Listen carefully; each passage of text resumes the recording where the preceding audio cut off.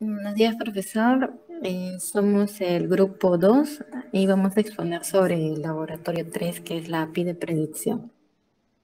Estos son los integrantes. En el punto 1 vamos a ver la etapa de integración. Dentro de ellas tenemos la planificación de la API que hemos elaborado. Se va a realizar la implementación de la API predictiva. En este caso se va a utilizar el algoritmo de BESCAM, que es un algoritmo de Machine Learning diseñado para detectar en forma automática los clústeres.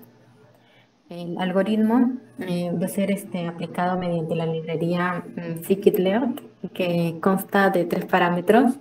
Primero, el que es la consulta SQL, que es el radio de la vecindad en torno a un punto, y el número mínimo de ejemplos, que es la cantidad mínima de vecinos dentro del radio epsilon que alcanza para definir a ese punto como miembro de un clúster. Y a diferencia de otros algoritmos de clustering como Camin, Basecamp resulta más adecuado para buscar estos patrones de agrupación en el espacio físico.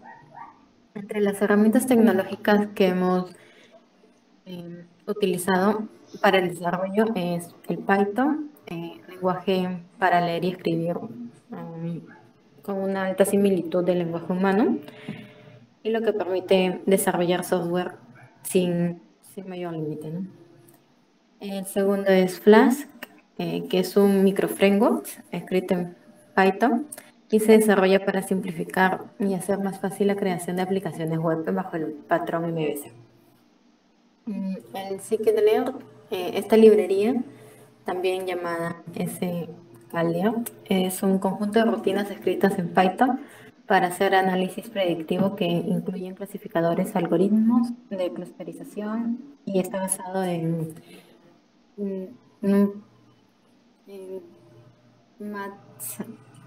Matplotlib, de forma que es fácil aprovechar el código que usan estas librerías. La arquitectura REST que se está utilizando es, por un lado está Python, que está el clustering de Basecamp. Este sería el modem. El modelo de predicción estaríamos utilizando Flask como HTTP REST de la API. Y esto a su vez tiene comunicación con el Heroku, que es la respuesta con el usuario final. En las instalaciones de las librerías y frameworks, aquí estarían los comandos que se han ejecutado en el proyecto. En este caso serían los dos, uno para el SysCap Learn y el otro para Flask.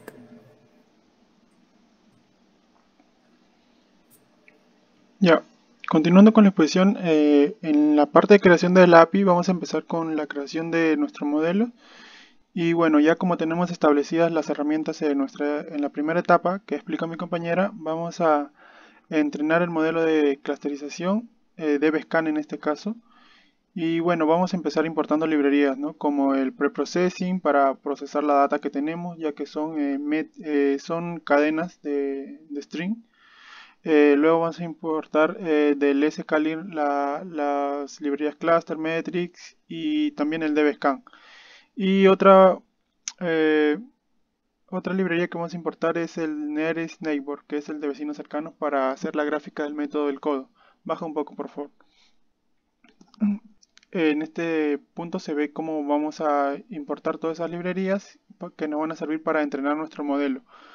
Luego lo que tenemos es una función que va a obtener los resultados de una consulta SQL y bueno, lo va a convertir en un data frame. Esto es con la librería pandas. Luego también tenemos una función en la cual va a transformar esta data, ya que de la consulta SQL lo que obtenemos es puros string. Entonces, ¿qué es lo que va a hacer nuestra función de transformer data? Va a procesar todos estos strings y los va a convertir en números. Ahí vemos que la variable label encoder va a ser un modelo de normalización. Luego en el transforme data vamos a aplicar este modelo y bueno, nos va a retornar la data ya transformada, ¿no? O sea, es decir, la consulta que tenemos en SQL de string va a hacer la misma consulta, solo que ahora de manera numérica. Y bueno, al momento de conectar la base de datos y transformar la data, ya vamos a obtener nuestro modelo entrenado. Baja un poco, por favor. Ahora vamos a centrarnos en el desarrollo de la API. Primero vamos a implementar el método del codo. Aquí está. Más que nada, el método del codo nos grafica el epsilon adecuado que vamos a poder usar. Esto el método de codo va a ser con la data transformada, con los datos que tenemos de valores solo numéricos, ¿no? También tenemos una función showCodo que nos va a servir para graficar. Baja un poco, por favor. El showCodo que nos va a servir para graficar, y aquí es donde vamos a usar las librerías Matplotlib para hacer los gráficos, ¿no? Siguiente, baja.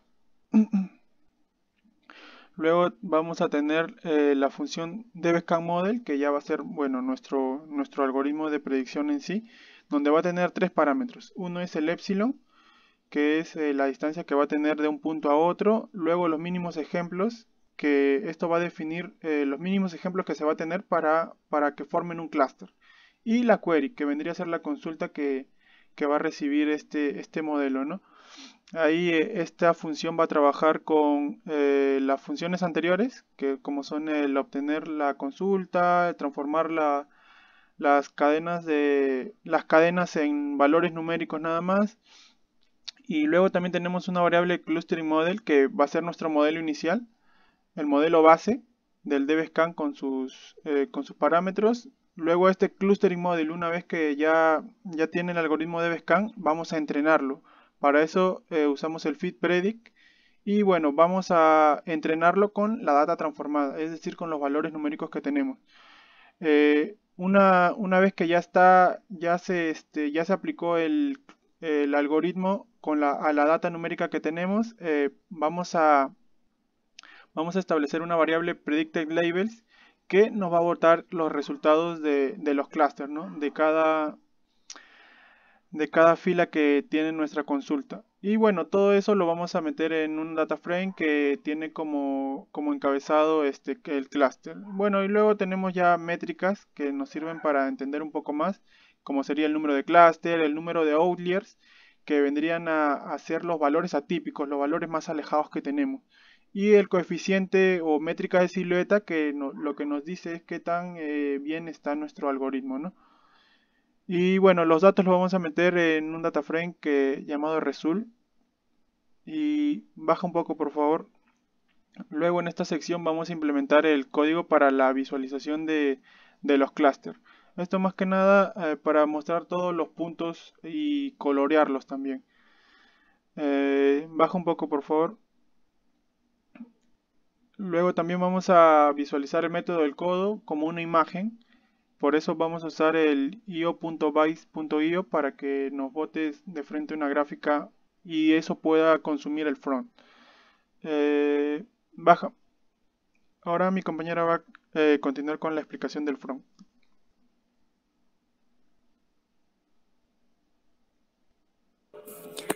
Para la implementación del front, aquí por ejemplo ya se tienen los datos de la posición, la altura y la fuente que se está utilizando.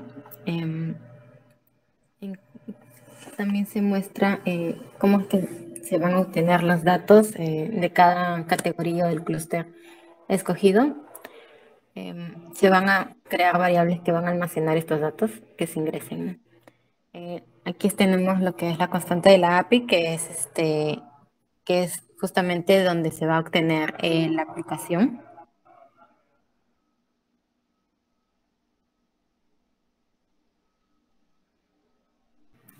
Y dentro de tenemos el link de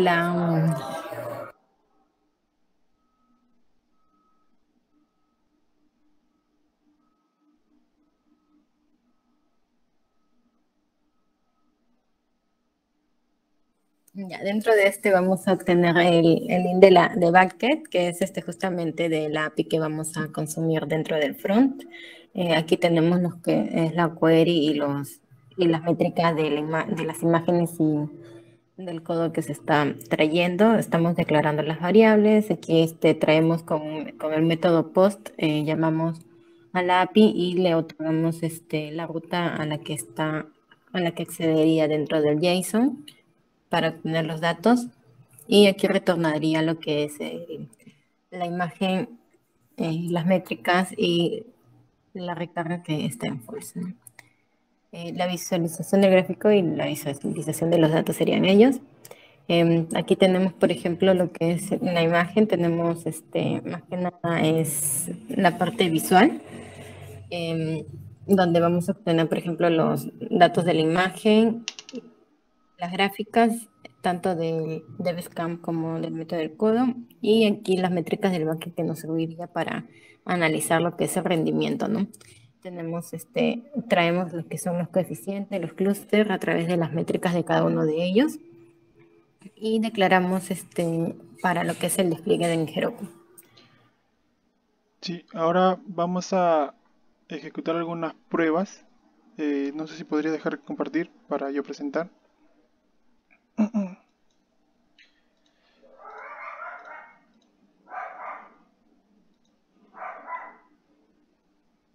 Ya, este vendría a ser nuestro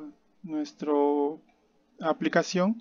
En este caso, como les dije, va a necesitar de tres parámetros. Uno es la query o la consulta SQL. El otro vendría a ser el epsilon y los mínimos ejemplos. Entonces, al dar enviar, va a cargar y bueno, lo que nos va a botar es los puntos en este gráfico, ¿no? Y bueno, los va a agrupar según colores. Acá también tenemos una leyenda que nos va a mostrar los clústeres que tenemos y el gráfico del codo que, bueno, lo que nos indica es el epsilon más adecuado, ¿no? Por acá vemos que el epsilon entre 2 y 4 como que tiende a ser uno de los más adecuados. Luego también tenemos otra interfaz que es las métricas. En este caso nos indica los clústeres y la cantidad, ¿no? En este caso el clúster 0 vendrían a ser los valores atípicos o los que no tienen ningún clúster, ¿no? En este caso nos dice que tenemos una cantidad de 36 y el porcentaje que representa. Esto está ordenado según el porcentaje, ¿no? De mayor a menor. Y en esta métrica tenemos el coeficiente de silueta que, bueno, cuando es positivo quiere decir que de repente estás haciendo bien tu algoritmo o está trabajando eficientemente, y a veces cuando es negativo significa que no está bien adecuado los parámetros. En este caso también nos dice el número de clúster, los Soulier o los puntos atípicos que tenemos. Luego también tenemos las instancias que, bueno, en este caso nos dice este primer campo 1 vendría a ser el clúster al que pertenece. El campo 3 vendría a ser la clasificación de la consulta, en este caso en que está clasificado en arquitecto. Y bueno, el campo 2 vendría a ser el tipo o una instancia de la clasificación, ¿no? Por ejemplo, de arquitecto, arquitecto Android, arquitecto backend, arquitecto de software, arquitecto cloud. Eso vendrían a ser las instancias. Y bueno, según el epsilon que pongamos o los mínimos ejemplos que pongamos, va a variar. Por ejemplo, si ahora le ponemos mínimos ejemplos 5, vemos que ahora se achica, ¿no? Por la cantidad de mínimos ejemplos que tenemos. Y bueno, y así se pueden ir realizando pruebas de manera continua. Ahora va a continuar mi compañera explicando un poco más sobre el despliegue y un poco de la documentación de la API. Y para la parte de documentación ha sido, bueno, desplegada en Heroku. Tenemos la URL también ya desplegada y una URL de prueba del mismo algoritmo. El funcionamiento en sí, se ha necesitado de una query que es la que se ha demostrado y con los parámetros que se han ingresado, ¿no? El epsilon y la cantidad de mínimo de ejemplos. Bueno, un link aparte donde ya se puede obtener más información del mismo dataset. Dentro de la publicación de la API, ahí ya tenemos que nos hemos logueado en Heroku, luego hemos hecho clic en nueva aplicación y aquí hemos agregado el nombre de la aplicación y, bueno, indistintamente del lugar, ¿no? Seleccionamos ya el proyecto que se ha creado y dentro de ella podemos ya ver dashboard dentro de Heroku. y seleccionamos nos conectamos a GitHub y dentro de ello buscamos el nombre del proyecto a la que vamos a hacer, este, a la que vamos a dirigirnos. De ahí seleccionamos lo que es la rama en donde se encuentra el proyecto para de ahí deployar esa rama que ya sería ya estaría terminada y esperamos al despliegue en Heroku. Y cuando una vez termine, va a aparecer todo en check y nos va a decir que si no hubiera ningún error, va a aparecer que ha sido deployado correctamente. En la parte final vemos la prueba del despliegue, que ya sería el link ya desplegado y una muestra de cómo se mostrarían ya los datos del backend de la aplicación. Eso sería todo.